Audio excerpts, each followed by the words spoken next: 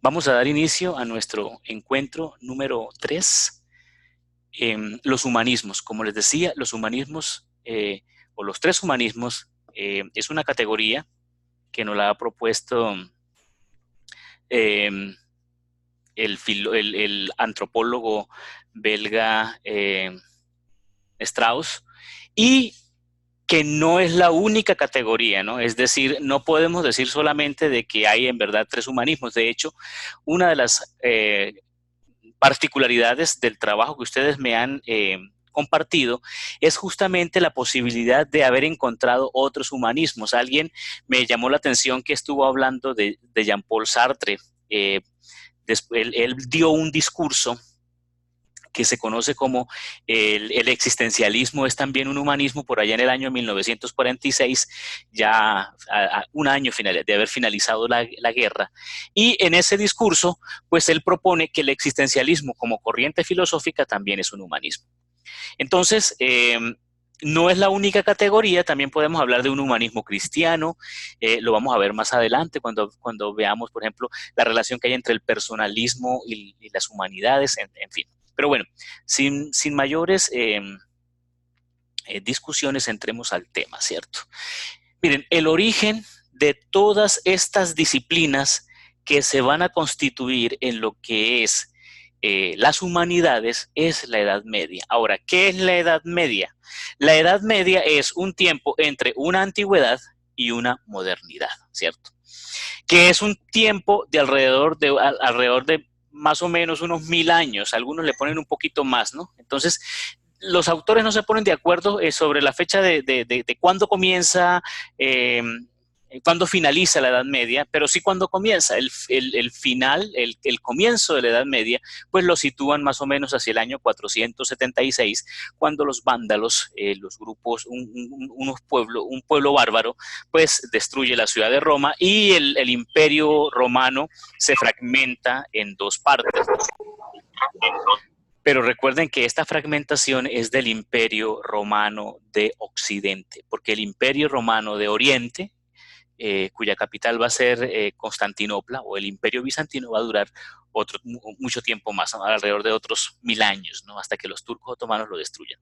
Pero bueno, les decía que todas estas disciplinas aparecen en la Edad Media, y la manera en cómo se educaba a la gente era a través de lo que se conocen como las artes liberales. Y esas artes liberales, pues son 7, como la vamos a ver, ¿cierto? Son las siguientes. Aquí tenemos a las artes liberales, tenemos eh, estas artes liberales se componen de dos partes, el trivium y el quadrivium. El trivium, que es el saber del alma humana, pues tiene que ver con la gramática, la dialéctica y la retórica. Hoy en día yo creo que hace mucha falta que nosotros volvamos a esas tres líneas, ¿cierto? La gramática, porque a raíz de las nuevas tecnologías estamos perdiendo un poco el sentido de la gramática. La dialéctica, porque creo que nos hace mucha falta aprender a pensar, ¿cierto? Y la retórica, porque no sabemos hablar a veces correctamente. Y el quadrivium, el saber de las materias del cuerpo, de la materia y de lo físico, pues son la geometría, la aritmética, la música y la astronomía. Este era prácticamente el currículum, el modelo educativo de la Edad Media que rigió el mundo medieval europeo hasta nuestros tiempos. En la Edad Media surgieron las primeras universidades, más o menos hacia el siglo XIII. En un principio las universidades fueron patrocinadas por la Iglesia Católica. Voy a poner aquí esa. Ok. Por la Iglesia Católica, y luego fueron también apoyadas por los reyes, por algunos gremios, por ejemplo, como los gremios de la construcción o de la albañilería. Y en la Edad Media, pues se hacían estudios de teología, pero también se hacían estudios sobre las pocas ciencias humanas que habían en ese momento, ¿cierto? Que ya mencionamos anteriormente. ¿Cómo eran las escuelas medievales? En la Edad Media hubo tres tipos de escuelas. Una escuela que eran los monasterios, la escuela monástica, donde se formaban los novicios o los religiosos bajo los preceptos del catolicismo, del cristianismo. La otra escuela se conoce como las palatinas, que eran las escuelas de los palacios. Generalmente eran las escuelas que bueno, de los reyes, por ejemplo. Esas son las escuelas palatinas o las escuelas de los obispos. Y tenemos ya las universidades, ¿cierto? Es prácticamente como las escuelas de la época, ¿cierto? La manera de estudiar de la época. Bueno, esto así brevemente. Estos son datos curiosos. Por ejemplo, se dice que en la Edad Media es que después de la Edad Media, más o menos hacia la Alta Edad Media, es que se comienza a contemplar por el cristianismo la idea de que los niños son puros, los niños tienen la virtud de la pureza, entonces los niños tienen que tener una educación especial. Bueno, esto es parte como de las creencias, ¿cierto? Y por tanto, pues los niños viven alejados del pecado y en comunión con Cristo, entonces por eso ellos necesitan una educación aparte, separada un poco del resto de los más grandes, ¿cierto? Desde luego, pues esto es un concepto medieval. Para Nietzsche, por ejemplo, los niños no son tan inocentes y tampoco para Freud. Entonces ellos son de los que van a decir, Nietzsche va a decir que los niños son crueles y Freud va a decir que los niños son perversos. Entonces, bueno, son concepciones que se tienen de la infancia en este tiempo. Bueno, vamos a entrar entonces a lo que es el humanismo renacentista, ¿cierto? Ya como lo vimos, el Renacimiento es el nombre que se le da a este movimiento europeo, ¿verdad? Es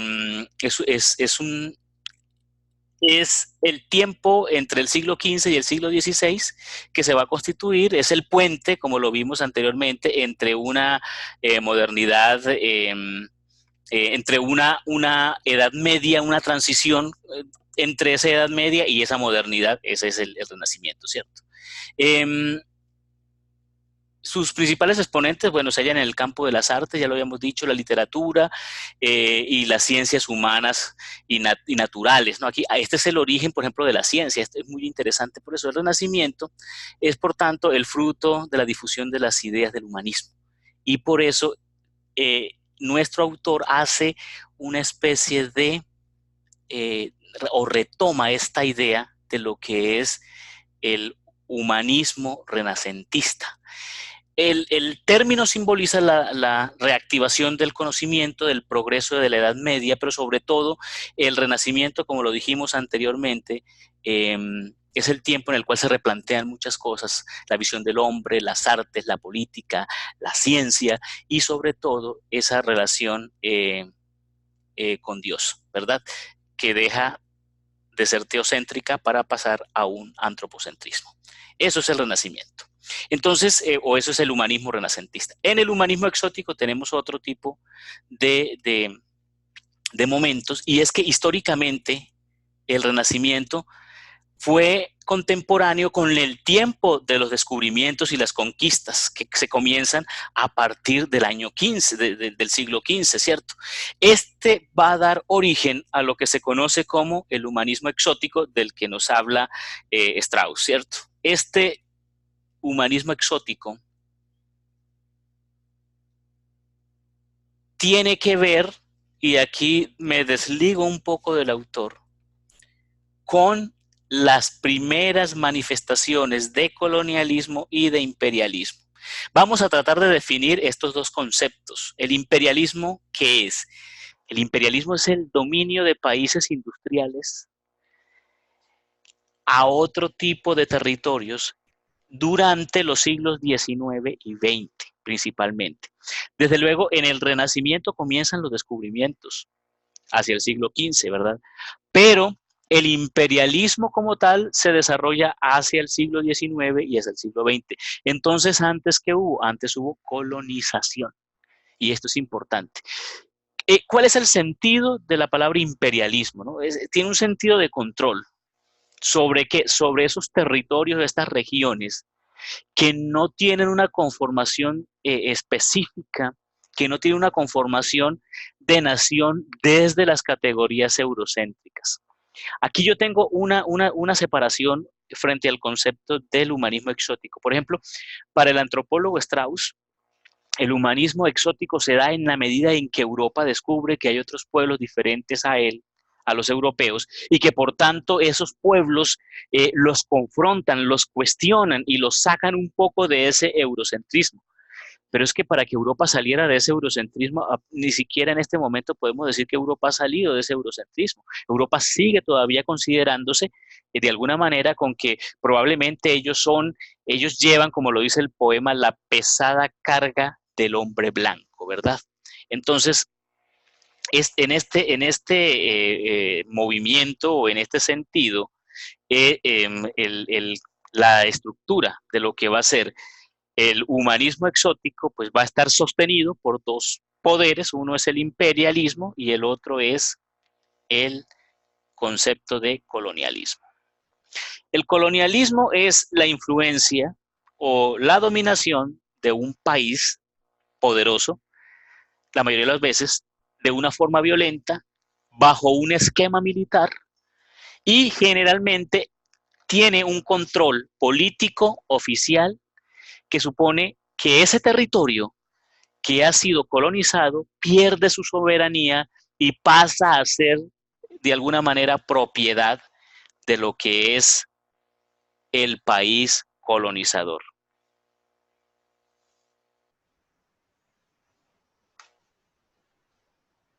Bien. Bueno, hacia finales del siglo XIX, el, las potencias europeas junto con Estados Unidos y Japón pues van a desarrollar una expansión colonial acelerada y esto va a desarrollarse en lo que va a ser en lo que va a ser la Primera y la Segunda Guerra Mundial. Esto es muy interesante. Eh, esta nueva fase del colonialismo recibe pues la denominación de imperialismo y tenía la formación de grandes imperios. Por ejemplo, ¿cuáles grandes imperios? Pues tenemos el, el imperio británico, el imperio francés, el imperio belga, por ejemplo, el imperio holandés, que colonizaron todo lo que fue la parte de Sudáfrica, el imperio británico que fue prácticamente el dominador de Egipto hasta finales del siglo XIX. Las causas, vamos a analizar brevemente las causas de lo que es el imperialismo. La primera es la búsqueda de materias primas. El caucho, el cobre, el oro, el petróleo, por ejemplo, son algunos de los elementos que buscan, pero tenemos otros más, tenemos las especies, por ejemplo, como en el caso de la India, tenemos los condimentos, pero también tenemos la seda, pero tenemos las telas, el algodón, etc. Hay una necesidad de nuevos mercados, de abrir nuevos horizontes, por eso se construye, por ejemplo, el canal del Suez. Es una construcción británica, pero con el objetivo de tener control sobre los mercados. Eh, tenemos que hay una necesidad de poder e influenciar, sobre todo desde Europa. Hay una especie de competencia entre los estados de cuál tiene mayores dominios o poderíos o colonias en el mundo, ¿cierto? Y hay una inversión de capital de los países industrializados. Esto es muy interesante, muchachos. Hay una reflexión, si no estoy mal, creo que está en el capítulo 5 del libro El Capital de Carlos Marx, en el cual él se pregunta, ¿no? Él dice, ¿cómo se genera la revolución industrial? ¿Cómo estos países han llegado a tener un alto desarrollo de la economía, un alto desarrollo de la vida, unos niveles de estos? Ellos dicen a través del capital, él dice a través del capital. Bueno, ¿y cómo llega el capital a estos países? Bueno, el capital, dice Marx, llega chorreando lodo y sangre. Lodo y sangre. Esa es la manera en cómo llega el capital, ¿cierto? También hay una necesidad de la expansión demográfica en Europa. Recuerden ustedes que Europa comienza un auge, un crecimiento demográfico y ya Europa no puede como sostener dónde eh, albergar más gente, ¿no? Entonces, esto hace que los europeos migren a muchos lugares, entre esos África, por ejemplo, Asia, América, como en el caso de la colonización de Norteamérica, ¿cierto? Entonces, esto va también acompañado de un impulso nacionalista, ya lo dijimos, ¿cierto? Una especie de prestigio de las naciones a ver quién tiene más territorios y desde luego hay un desarrollo de los conocimientos geográficos que vienen justamente con el Renacimiento. Eh, una primera conclusión que tenemos en todo esto es que hay una especie de necesidad de afirmación de estas sociedades que han sido sometidas a través del poder del imperio. Esta reivindicación es lo que va a permitir más adelante, en el siglo XX, los procesos de descolonización que se van a dar en el contexto o en el marco de la Guerra Fría. Pero eso será otro tema de discusión, ¿cierto? También había una necesidad de evangelizar o civilizar y un afán de aventura y también de exterminio, ¿no? De los animales, un exterminio de la naturaleza, ¿cierto? Hay un poema que me gustaría que ustedes lo buscaran, ¿cierto? Que es de Rudyard Kipling. Se llama La carga del hombre blanco. Dice, llevad la carga del hombre blanco, enviad adelante a los mejores de entre vosotros. Vamos, atad a vuestros hijos al exilio, para servir a las necesidades de vuestros cautivos, para servir con equipo de combate a naciones tumultuosas y salvajes. Vuestros recién conquistados y descontentos pueblos, mitad demonios y mitad niños, llevad la carga del hombre blanco. La pesada carga del hombre blanco es la pesada carga de la colonización, de la explotación de los pueblos, a los que se debería sentar nuevas reflexiones y buscar nuevas formas reivindicatorias de esta esclavitud que fue sometida de muchos pueblos africanos, americanos, asiáticos. Bien. Justificaciones para el imperialismo. Tenemos que ellos lo justifican diciendo que van a llevar la civilización a sectores atrasados, a países bárbaros, mitad demonios, mitad niños, como lo dice el poema. Expandir la evangelización a tierras alejadas de Dios y colonizadas a fuego y sangre con cruz, en muchos casos, con exterminios, con enfermedades, con violencia, en nombre de un Dios que es amor. Explorar para la ciencia y para la aventura. Este es el caso, por ejemplo, de la colonización de Egipto o la colonización de lo que va a ser el sur de África, ¿no? Por ejemplo, el norte de África, perdón. Es lamentable, esto es lamentabilísimo que, por ejemplo, la piedra Rosetta, que fue la clave para la interpretación del libro de los muertos, no se encuentre en el Museo del Cairo, sino que se encuentre en el Museo Británico, por ejemplo. O que la mayoría de los elementos, de los artefactos propios de la cultura egipcia reposen en un museo ajeno a los que debería ser como el Museo del Cairo, ¿no? Esto es, y en esto hay una deuda de estos países civilizadores o de estos países imperialistas colonizadores y civilizadores del mundo. Bueno, tenemos entonces unas consecuencias. Algunos le llaman que la colonización trae consecuencias positivas. Bueno, sí, es cierto. Hay cosas, por ejemplo, el mundo europeo va a llevar de alguna manera el progreso que ha alcanzado a nivel de la ciencia y de la salud, de la sanidad, por ejemplo, con las vacunas, por ejemplo, el aumento, la manera de procesar los alimentos, la experiencia que ellos han tenido a través de la revolución industrial, pues lo van a llevar a muchos lugares, pero también esto va a permitir un aumento de la población, tanto por los migrantes como por los nativos a partir de las nuevas condiciones y pues van a llevar una alfabetización y una educación desde luego a la medida de sostener un proyecto imperialista. Esto es importante tenerlo en cuenta. ¿Cómo hacen estos regímenes para sostenerse en el poder? Pues tienen que sostenerlo a partir de modelos educativos que permitan el sostenimiento de estas estructuras de poder, ¿no? Negativas, pues hay una destrucción de las sociedades nativas, esto es muy claro. Hay una alteración del orden natural de las cosas, hay una explotación económica total. Piénsese, por ejemplo, en la India, piénsese en Bangladesh, por ejemplo, piénsese en el África, en el Congo, una zona tan rica en minerales, en diamantes, en biodiversidad y sin embargo de las más miserables y con una guerra intestina todavía producto de la colonización y de la división propiciada en el contexto de la Guerra Fría, por ejemplo. Una de las consecuencias negativas pues, va a ser la creación de la Triple Alianza y la Triple Entente, que son los que se van a enfrentar en 1914 con el estallido de la Gran Guerra o de la Primera Guerra Mundial.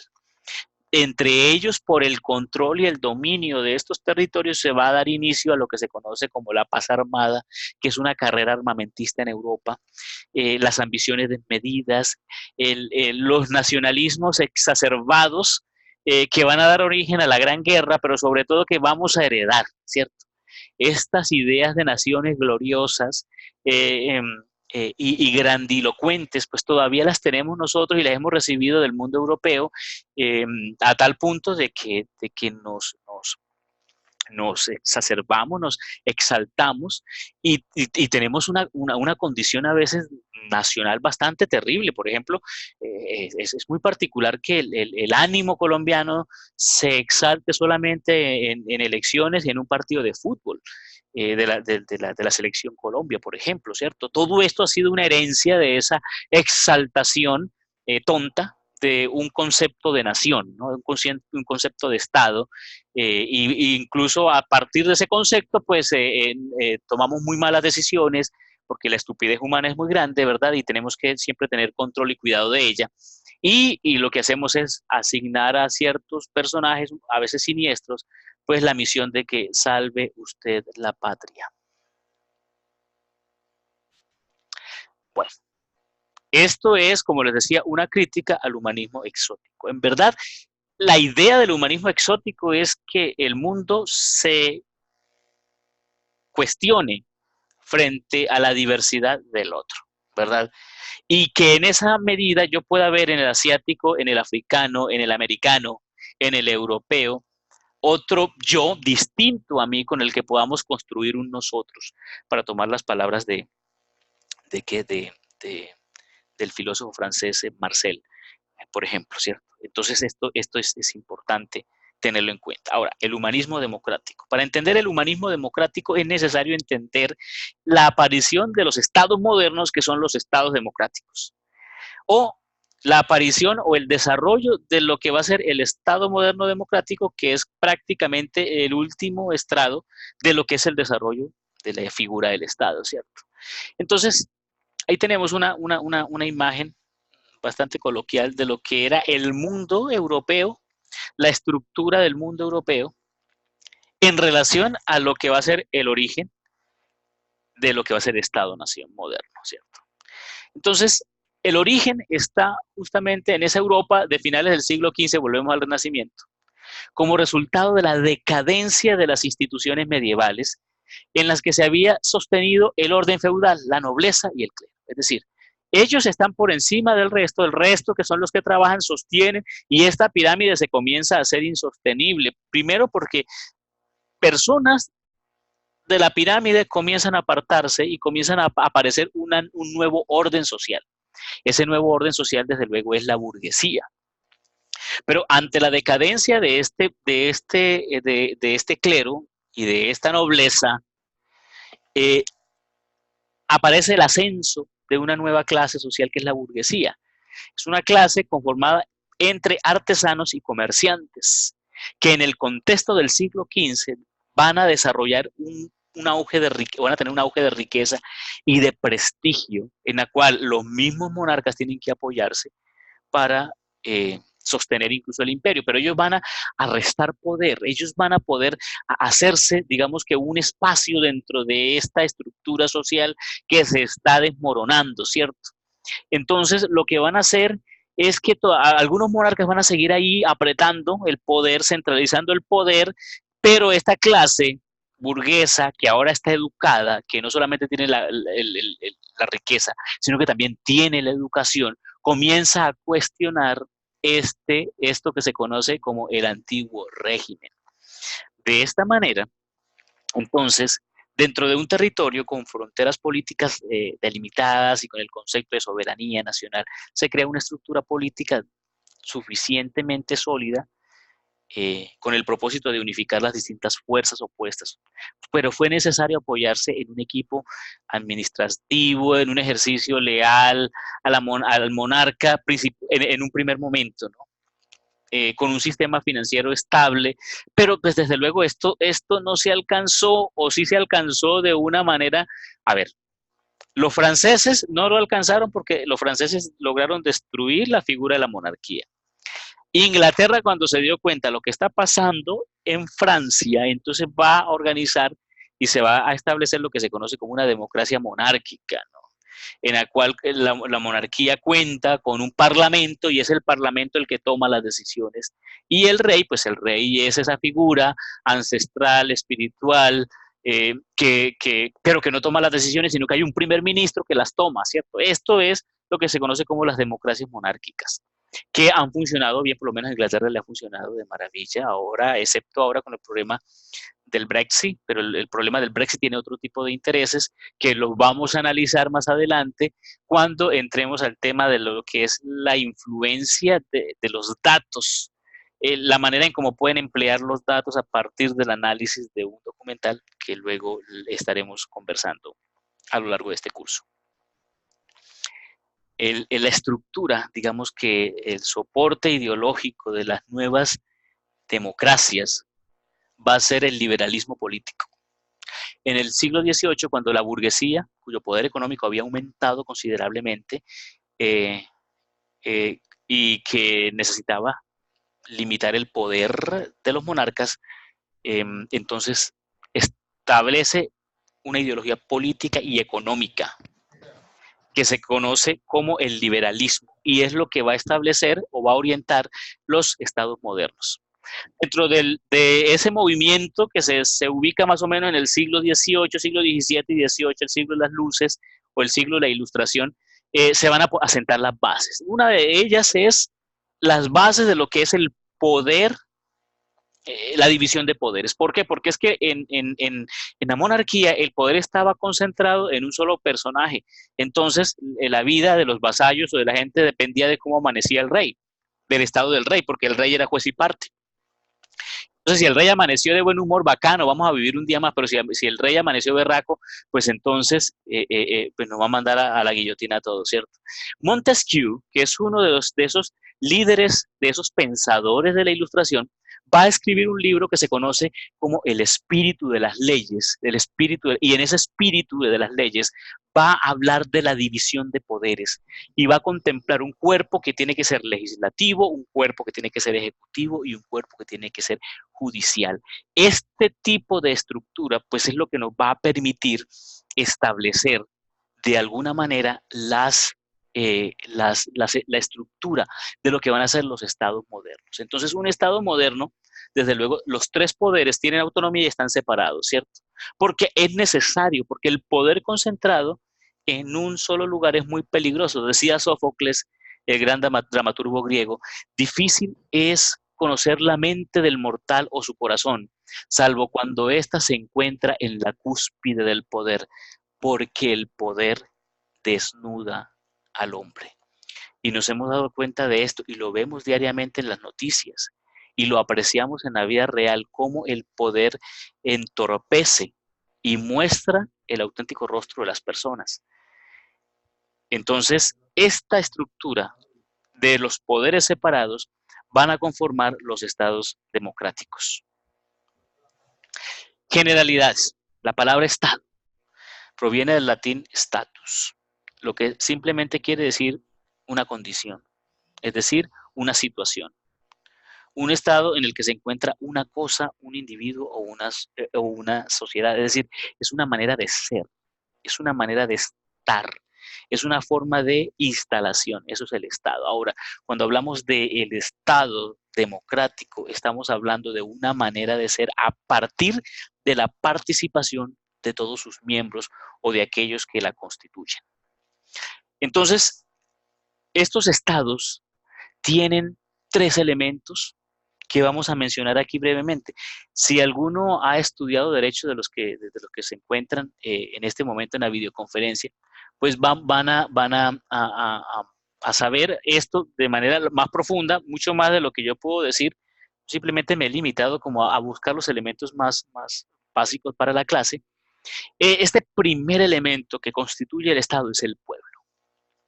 Y el pueblo es una sociedad humana, una sociedad diversa, entendida como una unidad de relaciones, pero al mismo tiempo como una unidad muy diversa, en la cual está conformado por hombres y mujeres que interactúan recíprocamente con la intención común de lograr un bien ordenado moralmente para todos los miembros. Desde luego, estas son definiciones del derecho, ¿cierto? Ahora bien, ¿qué es lo que sostiene a todos este pueblo y qué es aquello que le da una identidad a un pueblo como tal?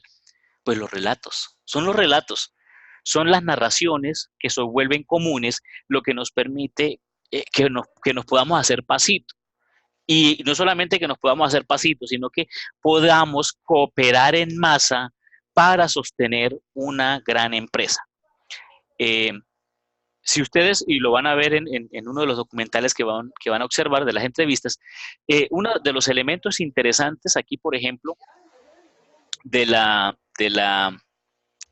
el desarrollo de los estados modernos es que para que los estados funcionen van a necesitar unos relatos que los cohesionen.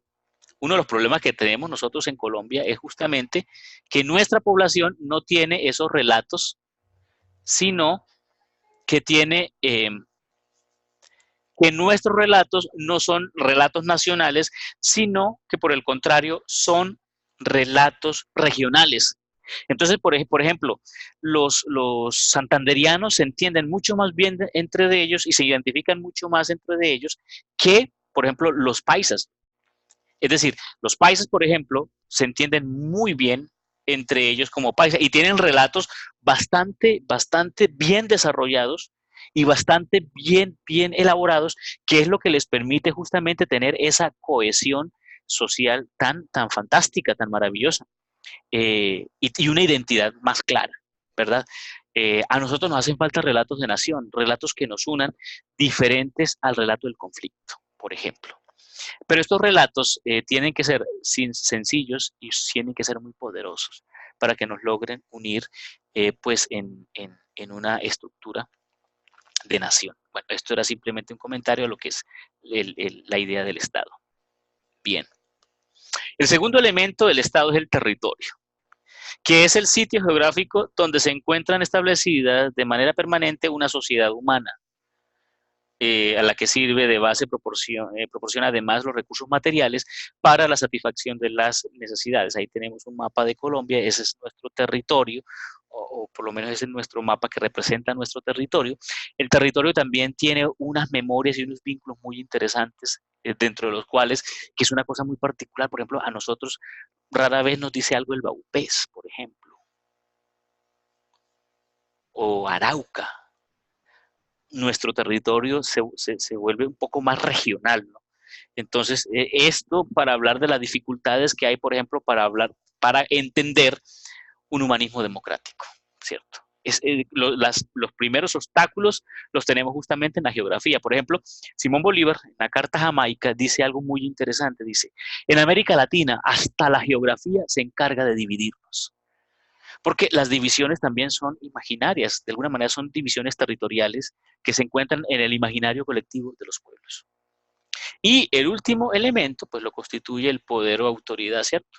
El poder o autoridad legítima, como lo ven ustedes en la imagen, ¿verdad? Una autoridad bastante legitimada que busca estructurar la sociedad de alguna manera, una jerarquía, donde los seres humanos no están en un plano de igualdad en cuanto a su relación con la autoridad, no es lo que respecta a sus derechos individuales, que deberían tener igualdad en los derechos individuales, ¿cierto?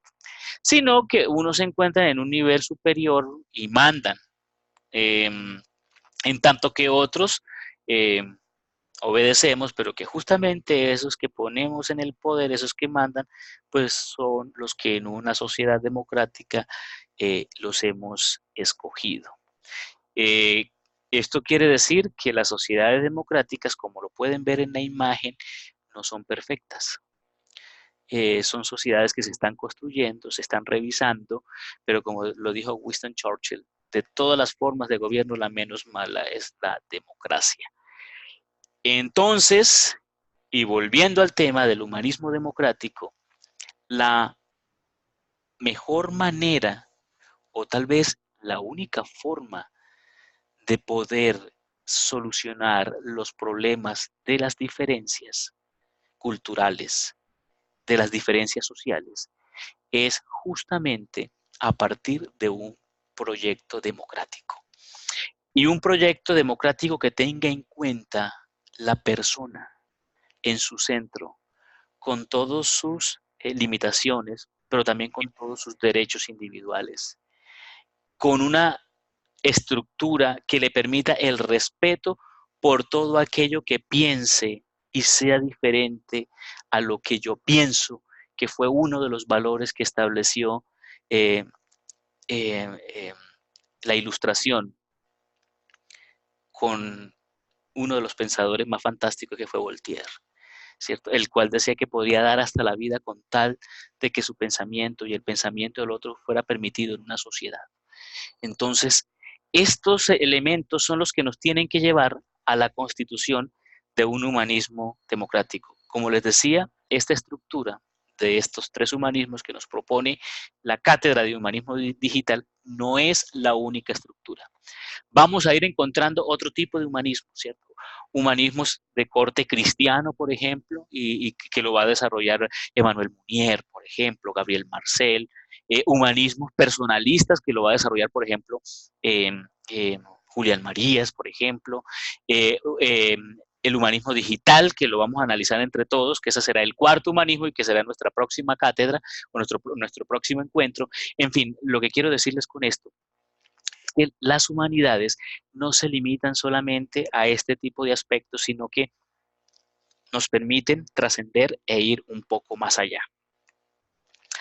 Así, el Estado entonces es una sociedad humana asentada de manera permanente en el territorio que le corresponde, sujeta a un poder soberano que crea, define y aplica un orden jurídico que estructura la sociedad estatal para obtener el bien público de sus eh, componentes, es decir, de todo el conjunto, no solamente de la sociedad que la habita, sino que del territorio, de las personas y del gobierno. En resumen, y de acuerdo con las características esenciales de un Estado moderno, el humanismo democrático se desarrolla en una sociedad humana multicultural, diversa, como lo hemos visto, establecida en un territorio, regida por un poder supremo, sometida a un orden jurídico y dedicada a entender el bien público, a atenderlo, entendiendo esto como la realización de los valores individuales y sociales de la persona. En otras palabras, entendida como la búsqueda de la felicidad, ¿cierto? Nosotros nos llenamos a veces la boca diciendo que Colombia es uno de los países más felices del mundo, ¿cierto? Entonces, bueno, ese concepto de la felicidad que es algo tan subjetivo, tan personal, tan cuestionable y a veces tan idealizado, pues sería uno de los elementos hacia los que debería apuntar, aunque sea de manera utópica, el humanismo democrático. A buscar la felicidad de las personas. Les recomiendo un libro que se llama La euforia perpetua de Pascal Bruckner, que es justamente una crítica a esta sociedad que nos está vendiendo y nos está metiendo en la idea de felicidad por todos lados y hasta el paroxismo de llevarla a este supermercado de entrenamiento para ser felices, de meditaciones, a este supermercado de religiones, de la felicidad, etc.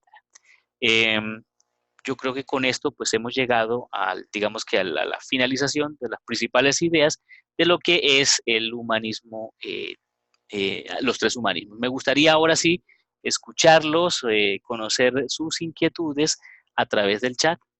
Entonces, me gustaría, pues no sé, conocer qué piensan, sus opiniones y pues tratar de responder a las preguntas. No puedo abrir el chat, por Dios, ¿cómo se abre esto? Ah, bueno, ahí está. Así que, bueno, les escucho. Muy bien. Preguntas, inquietudes, comentarios. Si alguien quiere hablar, por usar el micrófono, pues es el momento, ¿cierto? Que lo puede usar. Me parecería interesante escucharles y saber qué piensan. Quiero también decirles que el trabajo que han realizado, la mayoría que lo entrego, pues ha sido un trabajo bastante eh, interesante. Muchos hicieron unas líneas del tiempo fantásticas. Algunos les hice comentarios justamente de eso, no a todos, porque pues son alrededor de más o menos algo de un poquito más de 100 líneas de tiempo que he estado revisando. Entonces, bueno, pero de todas maneras sí me gustaría agradecerles y escuchar entonces sus opiniones, sus preguntas en este encuentro de hoy.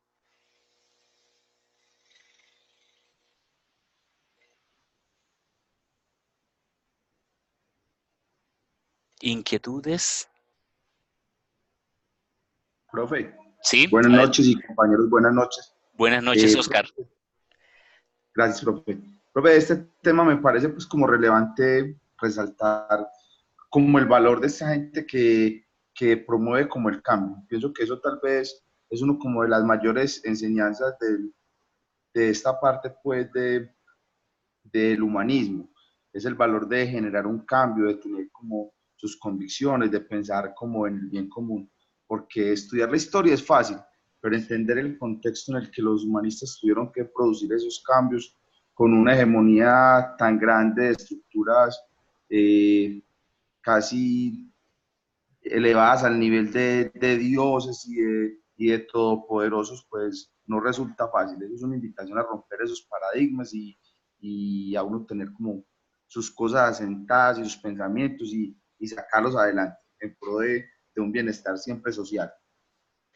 Excelente, Oscar. Yo creo que has dado digamos que en el clavo, como decimos comúnmente, ¿cierto? Es decir, has dado en el centro de la diana, porque justamente el humanismo lo que permite es estar replanteando, estar revisando constantemente todas las estructuras. Por eso el humanismo descubre, que es lo que descubre Levis Strauss, ¿cierto? A partir de la reflexión, es que justamente en el humanismo democrático es donde está la posibilidad de estar revisando, de estar variando.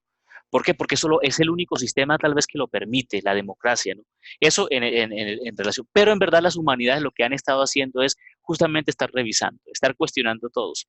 Miren, hay un libro que me encantaría que lo leyeran, yo no lo tengo aquí para presentárselos, pero sí es muy interesante y que tuvo que ver mucho que ver con la clase anterior, eh, con la clase sobre de la tradición oral a la sociedad del hipertexto.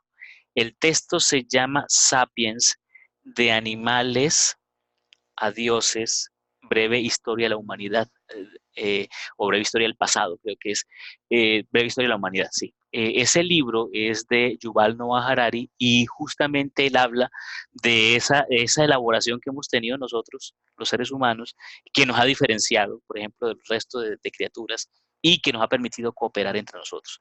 Muchas gracias, Oscar, por la intervención. Eh, Gracias, Ángela, muchas gracias. Ángela nos dice que le gustó mucho ver cada humanismo y sus características, ya que es muy notable cada cambio. Sí, efectivamente, y sobre todo que también responden cada uno de ellos a situaciones históricas concretas, ¿verdad? Por ejemplo, alguien de ustedes me sugería como uno de los humanismos el existencialismo. El existencialismo, por ejemplo, es una corriente filosófica que va a responder a las necesidades espirituales de una época destruida, por ejemplo, por la Segunda Guerra Mundial. Jean-Paul Sartre, que es uno de sus mayores exponentes, bueno, y hay muchos, está eh, Gabriel Marcel es un existencialista, por ejemplo, Albert Camus también es otro existencialista, pero de manera especial la reflexión que va a hacer Jean-Paul Sartre es una reflexión donde nos va a decir, vea, esto que pasó, esta guerra fue una decisión de nosotros. Esto nos demostró que estamos condenados a la libertad y por tanto, por estar condenados a la libertad, estamos condenados a tener que elegir. ¿Y qué tenemos que elegir? Pues tenemos que elegir otro tipo de modelo distinto al que nos llevó a esta guerra tan nefasta, una guerra en la que murieron alrededor de 50 millones de personas, se dice que alrededor de 80, pero una cosa nefasta, ¿cierto? Entonces, cada una de estas reflexiones va a responder exactamente a las necesidades de cada uno de esos momentos. Muchas gracias, Ángela, por tu inquietud. ¿Alguien más, compañeros, quiere aportar algo al encuentro de hoy?